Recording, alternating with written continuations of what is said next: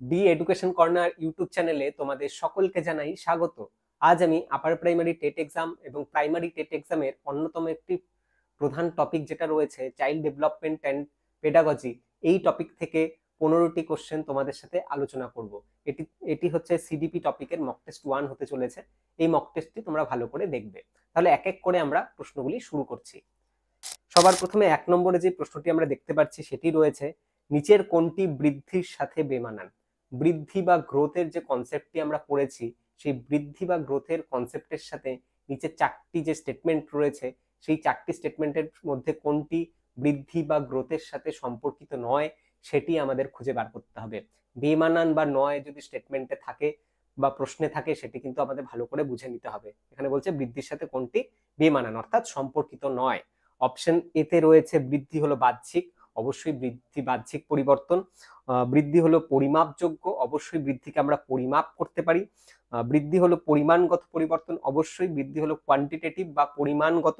Option ডিতে রয়েছে বৃদ্ধি হলো জীবনব্যাপী প্রক্রিয়া, এটা কিন্তু অবশ্যই না। বৃদ্ধি কিন্তু জীবনব্যাপী প্রক্রিয়া নয়। বৃদ্ধি মাতৃ গর্ভাবস্থা থেকে শুরু হলেও জীবনের একটা নির্দিষ্ট সময়ে এসে কিন্তু বৃদ্ধি প্রক্রিয়াটি স্টপ হয়ে যাচ্ছে বা বন্ধ হয়ে যাচ্ছে। তাহলে বৃদ্ধির সাথে যেই স্টেটমেন্টটি বেমানান সেটি হলো বৃদ্ধি হলো জীবনব্যাপী প্রক্রিয়া, বৃদ্ধি জীবনব্যাপী প্রক্রিয়া নয়। বিকাশ প্রক্রিয়াটিকে আমরা, বিকাশ বা ডেভেলপমেন্ট প্রক্রিয়াটিকে আমরা জীবনব্যাপী প্রক্রিয়া বলতে পারি। এরপর আমরা 2 নম্বর প্রশ্নটি আলোচনা করছি, পিয়াজের জ্ঞানমূলক বিকাশের প্রথম পর্যায় কোনটি? আমরা জানি যে পিয়াজে তার যে বৌদ্ধিক বিকাশের স্তর বা কগনিটিভ ডেভেলপমেন্ট থিওরি দিয়েছেন, সেখানে তিনি বিকাশের 4টি পর্যায়ের কথা বলেছেন। সেই 4টি পর্যায়ের মধ্যে প্রথম যে স্টেজটি সেটি কোনটি? অপশন এতে রয়েছে নিয়মতান্ত্রিক সক্রিয়তার স্তর, অপশন বিতে রয়েছে সংবেদন সঞ্চালন স্তর, অপশন সিতে রয়েছে প্রাক সক্রিয়তার স্তর, অপশন ডিতে রয়েছে উপরের সবকটি। পিয়াজের যে 4টি স্তর রয়েছে তার মধ্যে প্রথম যে স্তরটি রয়েছে সেটি হলো সংবেদন সঞ্চালনমূলক স্তর বা সেন্সারি মোটর স্টেজ। 2 নম্বরে রয়েছে প্রি অপারেশনাল স্টেজ, 3 নম্বরে রয়েছে কনক্রিট অপারেশনাল স্টেজ, 4 নম্বরে এবং সর্বশেষ যেটি পর্যায় সেটি হলো ফর্মাল অপারেশনাল স্টেজ। তাহলে 2 নম্বর প্রশ্নের সঠিক উত্তর হলো অপশন নম্বর বি, সংবেদন ও সঞ্চালনমূলক পর্যায় বা স্তর। এরপর আমরা 3 নম্বর প্রশ্নটি আলোচনা করব, নিচের কোন জুটিটি বেমানান? বাঁ দিকে রয়েছে একটা নির্দিষ্ট স্টেজ, সেই স্টেজগুলো পিয়াজের দেওয়া, এবং ডান দিকে রয়েছে সেটার বয়সের সীমা। কোন স্টেজের সাথে তার বয়সের যে সীমা বা বয়সটা রয়েছে, ডিউরেশনটা রয়েছে, সেটা ম্যাচ করছে না, সেটা আমাদের বুঝতে হবে। অপশন এতে রয়েছে নিয়মতান্ত্রিক সক্রিয়তা স্তর বা ফর্মাল অপারেশনাল স্টেজ, এটা বলেছে 12 বছর ও তারপর, এটা একদম ঠিক, এটা ঠিক বলছে, এটা ভুল নয়। অপশন বিতে রয়েছে সেন্সারি মোটর স্টেজ বা সংবেদন সঞ্চালনমূলক স্তর, 0 থেকে 2 বছর, এটাও একদম ঠিক বলছে। তারপর বলছে মূর্ত সক্রিয়তার স্তর, এখানে বলছে 7 থেকে 18 মাস, এটা না, 7 থেকে 18 মাস নয়, তাহলে এটা আমাদের সঠিক উত্তর। মূর্ত সক্রিয়তার স্তরের যেটা সময়সীমা সেটা হলো 6 থেকে 12 বছর বা 6 থেকে 13 বছর। অপশন ডিতে রয়েছিল প্রাক সক্রিয়তার স্তর, সেটা 2 থেকে 7, একদম ঠিক আছে। তাহলে 3 নম্বর প্রশ্নের সঠিক উত্তর যে কোন জুটিটি বেমানান সেটি হলো মূর্ত সক্রিয়তার স্তর 7 থেকে 12 মাস নয়, এটাকে আমরা বলতে পারি 6 থেকে বা 7 থেকে 13 বছর। এরপর আমরা 4 নম্বর প্রশ্নটি আলোচনা করব, শিশুর শারীরিক বিকাশের ক্ষেত্রে শিশুর শারীরিক বা ফিজিক্যাল ডেভেলপমেন্টের ক্ষেত্রে নিচে 4টি স্টেটমেন্ট দেওয়া রয়েছে, সেই কোন স্টেটমেন্টটি সঠিক? অপশন এতে রয়েছে স্থূল পেশির বা গ্রস মোটর ডেভেলপমেন্ট বা গ্রস মাসেল ডেভেলপমেন্ট আগে ঘটে, অপশন বিতে রয়েছে সূক্ষ্ম পেশির বা ফাইন মাসেল ডেভেলপমেন্টের বিকাশ আগে ঘটে, অপশন সিতে রয়েছে সূক্ষ্ম পেশি, স্থূল ও সূক্ষ্ম পেশি দুটোই একসাথে ঘটে, মানে গ্রস মোটর এবং ফাইন মোটর ডেভেলপমেন্ট একসাথে ঘটে, অপশন ডিতে রয়েছে পেশির বিকাশের ক্ষেত্রে কোনো নীতি নেই। এই 4টি অপশনের মধ্যে যেটা সঠিক সেটা হলো গ্রস মোটর ডেভেলপমেন্ট আগে হয়। গ্রস মোটর ডেভেলপমেন্ট বলতে আমাদের যে, বা গ্রস মাসেল বলতে আমাদের লার্জ মাসেল গুলো বলছে, হাত পা, এই ধরনের মাসেল গুলো আমাদের আগে ডেভেলপমেন্ট হয়, আর আমাদের যে ফাইন মাসেল বা স্থূল পেশি যেগুলো রয়েছে, ছোট ছোট পেশি যেমন আঙুল, এগুলোর বিকাশ পরে হয়। তার জন্য আমরা আগে হাঁটতে পারি, দৌড়তে পারি, বসতে পারি, পরে আমরা লিখতে পারি বা আঁকতে পারি বা বল ক্যাচ করতে পারি। তাহলে 4 নম্বর প্রশ্নের সঠিক উত্তর হলো অপশন নম্বর এ। এরপর আমরা 5 নম্বর প্রশ্নটি একটা আলোচনা করে নিচ্ছি, কোহলবার্গের নৈতিক বিকাশের তত্ত্বে সংস্কার প্রভাবিত স্তরে ড্যাশ পর্যায়ে রয়েছে। কোহলবার্গের যে স্তরগুলো রয়েছে সেখানে আমরা 3টে স্তর পেয়েছিলাম, একটা হচ্ছে প্রাক প্রথাগত, প্রথাগত, উত্তর প্রথাগত। এখানে বলছে সংস্কার প্রভাবিত এবং প্রথাগত পর্যায় কিন্তু সেম, ঠিক আছে। সংস্কার প্রভাবিতকেই আমরা কনভেনশনাল বা প্রথাগত পর্যায় বলছি। তো এই সংস্কার প্রভাবিতটা যে স্তরটা সেটা 2 নম্বর স্টেজ। 2 নম্বর স্টেজের মধ্যে থাকবে 2 নম্বর লেভেল, এর মধ্যে থাকবে 3rd and 4th স্টেজ। এখানে তাহলে অপশন সিটা সঠিক উত্তর হবে। কোলবার্গের যে স্তরগুলো রয়েছে বা লেভেলগুলো রয়েছে, সবার প্রথমে রয়েছে প্রি কনভেনশনাল, যাকে আমরা বলি প্রাক প্রথাগত। তারপর রয়েছে কনভেনশনাল 2 নম্বরে, যেটাকে বলি আমরা প্রথাগত বা সংস্কারগত। এখানে বলছে 2 নম্বরটা সংস্কারগত যে লেভেলটা রয়েছে, প্রত্যেকটা লেভেলের আন্ডারে 2টা করে স্টেজ। প্রথম লেভেলে রয়েছে প্রাক প্রথাগততে রয়েছে লেভেল 1 এন্ড লেভেল 2, এবং তারপরে যে সেকেন্ড স্টেজ রয়েছে সংস্কার প্রভাবিত বা প্রথাগত বা কনভেনশনাল, সেখানে রয়েছে লেভেল 3 এন্ড লেভেল 4। আর সবার শেষ যেটা রয়েছে উত্তর প্রথাগত বা পোস্ট কনভেনশনাল, সেখানে রয়েছে লেভেল 5 এবং লেভেল 6। তাহলে সংস্কার প্রভাবিত পর্যায়েতে থাকবে লেভেল 3, স্টেজ 3 এন্ড স্টেজ 4। এরপর আমরা 6 নম্বর প্রশ্নটি আলোচনা করছি। নিচের কোনটি বিকাশের নীতি নয়? আমরা বিকাশের অনেকগুলো নীতি সম্পর্কে আলোচনা করেছি, 10 থেকে 11টা নীতি। নিচের কোনটি বিকাশের নীতি নয়? অপশন এতে রয়েছে অনুক্রমতা। অনুক্রমতা বিকাশের অবশ্যই একটি নীতি, নয় থাকলে ওটাকে আগেই আন্ডারলাইন করে নিতে হবে। অপশন বিতে রয়েছে ধারাবাহিকতা। বিকাশের একটি অন্যতম নীতি হচ্ছে ধারাবাহিকতা, ধারাবাহিকভাবে কিন্তু হয়, জীবনব্যাপী হয়। অপশন সিতে রয়েছে উভয়মুখিতা। অপশন ডিতে রয়েছে সাধারণ থেকে নির্দিষ্ট। বিকাশের একটি অন্যতম নীতি সাধারণ থেকে নির্দিষ্ট, এটা আমরা পড়েছি। উভয়মুখিতা বা রিভার্সিবিলিটি বিকাশের নীতি নয়। উভয়মুখিতা বা রিভার্সিবিলিটি এই কনসেপ্টটা আমরা পিয়াজের যে স্তরগুলো পড়েছিলাম সেখানে আমরা পড়েছি। 3 নম্বর স্টেজ বা কনক্রিট অপারেশনাল স্টেজে রিভার্সিবিলিটি বা উভয়মুখিতার কথা আমরা পেয়েছি, কিন্তু বিকাশের নীতি উভয়মুখিতা নয়। এবার আমরা 7 নম্বর প্রশ্নটি আলোচনা করছি। শিশুর বিকাশের সেফেলোকর্ডাল নীতিতে বিকাশের অগ্রগতি হয় কোন দিক থেকে কোন দিক পর্যন্ত? সেফেলোকর্ডাল নীতিটা কি? সেফেলোকর্ডাল নীতি বলতে কি বোঝাচ্ছে? অপশন এ মাথা থেকে পায়ের দিকে বিকাশ হচ্ছে। অপশন বি তে রয়েছে সাধারণ থেকে নির্দিষ্টের দিকে বিকাশ হচ্ছে। অপশন সি তে রয়েছে জীবের শরীরের মধ্যবিন্দু থেকে বাইরের দিকে বিকাশটা এগিয়ে যাচ্ছে। অপশন ডি তে রয়েছে মূর্ত থেকে বিমূর্তর দিকে। সেফেলোকর্ডাল বলতে বোঝাচ্ছে মাথা থেকে পায়ের দিকে বিকাশ প্রক্রিয়াটি অগ্রসর হচ্ছে। তাহলে 7 নম্বর প্রশ্নের সঠিক উত্তর হলো অপশন নম্বর এ। আর প্রক্সিমোডিস্টাল বলতে বোঝাচ্ছে শরীরের মধ্যবিন্দু থেকে বাইরের দিকে।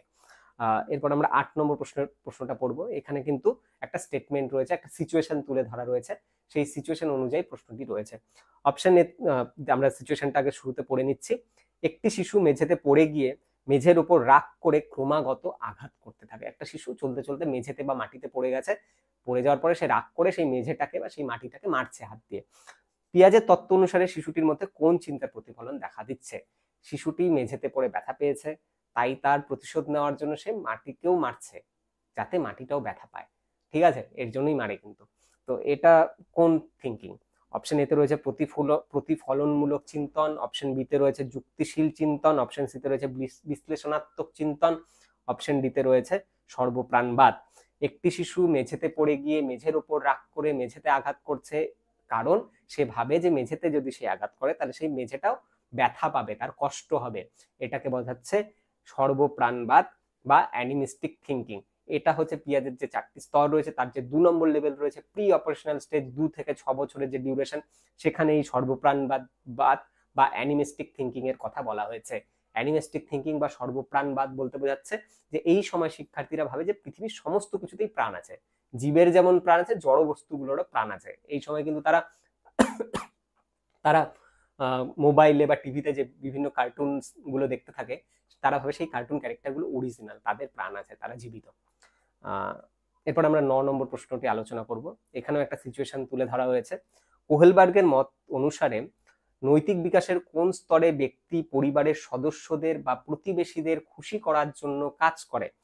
অপশন এ তে রয়েছে শাস্তি ও আনুগত্যের স্তর। অপশন বি তে রয়েছে ব্যক্তিগত পুরস্কারের স্তর। অপশন সি তে রয়েছে ভালো ছেলে সুন্দর মেয়ের স্তর। অপশন ডি তে রয়েছে আইন ও আদেশের স্তর। এখানে কি শিক্ষার্থী মান্যতা যাচ্ছে যে তার বাড়ির লোক বা তার প্রতিবেশীরা তাদের খুশি করার জন্য, তারা তাকে ভালো বলুক বা তাদের সবসময় তাদের অ্যাপ্রিসিয়েট করুক, তাদের ভালো বলা হোক, এই স্তরটাকে বলবো আমরা হচ্ছে ভালো ছেলে ও সুন্দর মেয়ের স্তর, good boy good girl morality stage. তাহলে 9 নম্বর প্রশ্নের সঠিক উত্তর হলো অপশন নম্বর সি। এরপর আমরা প্রশ্ন যেটা রয়েছে 10 নম্বরে সেটা আলোচনা করে নিচ্ছি। শিশুর অন্যের দৃষ্টিভঙ্গি দিয়ে কোনো অবস্থা বোঝার অক্ষমতাকে কি বলে? তাহলে কি শিশু এখানে অন্যের দৃষ্টিভঙ্গিতে বিষয়টাকে বুঝতে চাইছে না, শুধুমাত্র নিজের দৃষ্টিভঙ্গি দিয়ে যেটা বুঝছে সেটাই ঠিক, অন্য ব্যক্তি কি বুঝছে কি ভাবলো সেটা নিয়ে সে চিন্তিত নয়, শুধুমাত্র নিজের দৃষ্টিভঙ্গিকে সে এখানে প্রাধান্য দিচ্ছে, অন্য ব্যক্তির দৃষ্টিভঙ্গিকে সে কোনোভাবেই প্রাধান্য দিচ্ছে না। এটাকে কি বলে? অপশন এতে রয়েছে বস্তুর স্থায়িত্বের নীতি, অপশন বিতে রয়েছে এককেন্দ্রিক নীতি, অপশন সিতে রয়েছে আত্মকেন্দ্রিক নীতি, অপশন ডিতে রয়েছে সঞ্চালিত নীতি। এটা যেই উত্তরটি হবে সেটা হবে আত্মকেন্দ্রিক নীতি বা ইগোসেন্ট্রিক স্টেজ। এখানে থিঙ্কিং, এখানে কি বলতে বোঝাচ্ছে যে শিক্ষার্থী শুধুমাত্র নিজের কথা ভাবে, নিজের দৃষ্টিভঙ্গি দিয়ে সমস্ত কিছুকে বিবেচনা করে, নিজের দৃষ্টিভঙ্গি ছাড়া অন্যের দৃষ্টিভঙ্গি দিয়ে সে কোনো কিছুকে বিবেচনা করতে পারছে না। এরপর আমরা 11 নম্বর প্রশ্নটি আলোচনা করব। শিশু জানে 4 + 2 = 6, কিন্তু শিশু জানে না 4 = 6 - 2। শিশুটি বিকাশের কোন স্তরে রয়েছে? তাহলে এখানে শিশু সোজা যেতে পারছে, মানে স্ট্রেট হয়ে যাচ্ছে, 4 + 2 6, এটা একটা স্ট্রেট লাইন যাচ্ছে, রিভার্সে আসতে পারছে না। 4 = 6 - 2, এই যে রিভার্স আসছে সেটা পারছে না। এটাকে কি বলবে? এই যে ক্যারেক্টারিস্টিক যদি দুটাই পারতো তাহলে সেই ক্যারেক্টারিস্টিক্সটা হতো রিভার্সিবিলিটি বা উভয়মুখিতা, যেটা হচ্ছে শিক্ষার্থীর থাকবে হচ্ছে কনক্রিট অপারেশনাল স্টেজে। যেহেতু প্রথমটা পারছে, পরেরটা পারছে না, সোজা যাচ্ছে, ব্যাক আসতে পারছে না, এটাকে বলে ইরিভার্সিবিলিটি। এই ইরিভার্সিবিলিটির ক্যারেক্টারিস্টিক্স রয়েছে কনক্রিট অপারেশনাল স্টেজের আগের স্টেজে, প্রি অপারেশনাল স্টেজে, অর্থাৎ প্রাক সক্রিয়তার স্তরে শিক্ষার্থী 4 + 2 = 6 এটা তো বুঝছে, কিন্তু রিটার্ন আসতে পারছে না। অর্থাৎ শিক্ষার্থী 1 থেকে 10 গুনতে পারছে, কিন্তু 10, 9, 8, 7, 6, 5, 4, 3, 2, 1 এরকম রিটার্ন আসতে পারছে না। এই যে অক্ষমতা, এটাকে বলে ইরিভার্সিবিলিটি। যদি দুটোই পারে তাহলে রিভার্সিবিলিটি। ইরিভার্সিবিলিটি থাকছে প্রি অপারেশনাল স্টেজে, আর রিভার্সিবিলিটি থাকছে কনক্রিট অপারেশনাল স্টেজে। তাহলে 11 নম্বর প্রশ্নের সঠিক উত্তর হলো অপশন নম্বর ডি। এরপর আমরা 12 নম্বর প্রশ্নটি একটু দেখে নিচ্ছি। লেভ ভাইগটস্কি সামাজিক নির্মিতিবাদের তত্ত্ব অনুসারে নিম্নোক্ত কোন পদ্ধতিটি ছাত্রছাত্রীদের মূল্যায়নের জন্য উপযোগী? অপশন এতে রয়েছে আদর্শায়িত অভিক্ষা বা স্ট্যান্ডার্ডাইজড টেস্ট, অপশন বিতে রয়েছে বাস্তব ভিত্তিক অনুসরণ প্রশ্নাবলী, অপশন সিতে রয়েছে নৈব্যক্তিক প্রশ্নাবলী, অপশন ডিতে রয়েছে সহযোগিতামূলক প্রকল্প। তাহলে লেভ ভাইগটস্কি যে সামাজিক নির্মিতিবাদের তত্ত্ব দিয়েছেন সেখানে কিন্তু তিনি সহযোগিতার কথা বলেছেন, তিনি কিন্তু সেখানে স্ক্যাফোল্ডিং এর কথা বলেছেন, যেখানে সহযোগিতা প্রদান করা হচ্ছে, অর্থাৎ এখানে উত্তরটি হবে সহযোগিতামূলক প্রকল্প, কোলাবোরেটিভ প্রজেক্ট। এরপর আমরা 13 নম্বর প্রশ্নটি পড়ে নিচ্ছি। একজন শিক্ষার্থী বইয়ের রচনা কিছু পরিবর্তন করে মুখস্থ করলো। আমরা কিন্তু রচনা পড়ার সময় এই কাজটা করতাম, যেই রচনাটি আছে সেটা আমরা কিছুটা চেঞ্জ করে করে পড়তাম নিজের সুবিধার্থে, কঠিন জায়গাগুলো একটু চেঞ্জ করে দিতাম, সহজ করতাম, কিছু এক্সট্রা পয়েন্ট অ্যাড করতাম। তো এই যে প্রক্রিয়াটি আমরা চেঞ্জ করছি, একটা রচনা ছিল সেটাকে পরিবর্তন করছি, এটাকে কি বলে? অপশন এতে রয়েছে অ্যাডাপ্টেশন, অপশন বিতে রয়েছে অ্যাডাপশন, অপশন বিতে রয়েছে অর্গানাইজেশন, অপশন সিতে রয়েছে অ্যাসিমিলেশন, অপশন ডিতে রয়েছে অ্যাকোমোডেশন। এই প্রক্রিয়াটিকে বলে অ্যাকোমোডেশন। অ্যাসিমিলেশন হচ্ছে নতুন তত্ত্ব বা তথ্য আমাদের স্কিমাতে ইনপুট করার প্রসেস, আর অ্যাকোমোডেশন হচ্ছে সেই তত্ত্ব বা তথ্যের পরিবর্তন করা। এখানে কি পরিবর্তন করা হচ্ছে? তাহলে 13 নম্বর প্রশ্নের সঠিক উত্তর হলো অ্যাকোমোডেশন বা সেটা, এটার বাংলা নামটা হচ্ছে সহযোজন। ঠিক আছে, এরপর আমরা 14 নম্বর প্রশ্নটি আলোচনা করব। কোহেলবার্গের মতে যে নৈতিক বিকাশের স্তরে কোনো ব্যক্তি বিমূর্ত নীতির ভিত্তিতে নৈতিকতা বিচার করে, বিমূর্ত চিন্তার ভিত্তিতে নৈতিকতার বিচার করে কোন স্টেজে বা কোন লেভেলে? অপশন এতে রয়েছে প্রাক প্রথাগত, প্রি কনভেনশনাল, অপশন বিতে রয়েছে প্রথাগত উত্তর, আর অপশন সিতে রয়েছে উত্তর প্রথাগত, অপশন ডিতে রয়েছে প্রাক প্রথাগত এবং উত্তর প্রথাগত, দুটোতেই। বিমূর্ত চিন্তন আমরা জানি পিয়াজের যে স্টেজগুলো ছিল, 4টা স্টেজ পড়েছিলাম, তার 4 নম্বর যে স্টেজ ছিল ফর্মাল অপারেশনাল স্টেজ, যার বয়সের সীমা 12 বছরের পরবর্তীকাল, সেখানে শিক্ষার্থীদের মধ্যে বিমূর্ত চিন্তন ক্ষমতা লক্ষ্য করা যায়। তাহলে 12 বছরের পরেই শিক্ষার্থীদের এই চিন্তন ক্ষমতা ডেভেলপ হচ্ছে। এই যে 4 স্টেজগুলো রয়েছে তার মধ্যে প্রি কনভেনশনাল স্টেজটা ছিল হচ্ছে 3 থেকে 10, ঠিক আছে, আর কনভেনশনাল ছিল 10 থেকে 13, এবং 13-র পরবর্তীতে ছিল পোস্ট কনভেনশনাল। তাহলে এখানে বলছে 12-র পরে ডেভেলপ করছে, 12-র পরে 13ও হতে পারে, সেটা 14ও হতে পারে, সেটা 15ও হতে পারে, সেটা তখন গিয়ে বিমূর্ত চিন্তন আসছে। তাহলে এখানে উত্তরটা হবে উত্তর প্রথাগত স্তরে শিক্ষার্থীদের মধ্যে এই বিমূর্ত নীতির চিন্তনটা যখন ডেভেলপ করছে, এবং এই বিমূর্ত নীতি বা বিমূর্ত চিন্তনের মাধ্যমে ওরা নৈতিকতার বিচার করছে। এরপর আমরা 15 নম্বর প্রশ্নটি আলোচনা করব। নিচের কোনটি বিকাশের নীতি নয়? এখানে বিকাশের 4টি নীতি দেওয়া আছে, কোনটি বিকাশের নীতি নয়? অপশন এতে হচ্ছে বিকাশ পরিবর্তনযুক্ত, অবশ্যই বিকাশ প্রক্রিয়াটি পরিবর্তনযুক্ত, বিকাশের দ্বারা শিক্ষার্থীদের দৈহিক বা মানসিক বা সামাজিক পরিবর্তন হয়। অপশন সিতে রয়েছে প্রারম্ভিক বিকাশ পরবর্তী বিকাশের থেকে বেশি গুরুত্বপূর্ণ, একদম ঠিক। ছোটবেলার বিকাশ, আর্লি ডেভেলপমেন্ট মোর সিগনিফিকেন্ট, ঠিক আছে, আমাদের শুরুর দিকের বিকাশ প্রক্রিয়াটি বেশি গুরুত্বপূর্ণ পরের প্রক্রিয়াগুলোর থেকে। এটাও সঠিক। অপশন সিতে রয়েছে বিকাশ হলো শিখন ও পরিণমনের ফসল, অবশ্যই ঠিক। শিখন এবং পরিণমনের প্রভাব আমাদের বিকাশের উপর পড়ে, এটাও সঠিক। এবং ডি নম্বরটা একটু আলোচনা করবো আমরা, শিশুর বিকাশের ধারণাটি অপ্রত্যাশিত। Child development pattern is unpredictable, কোনোভাবেই না।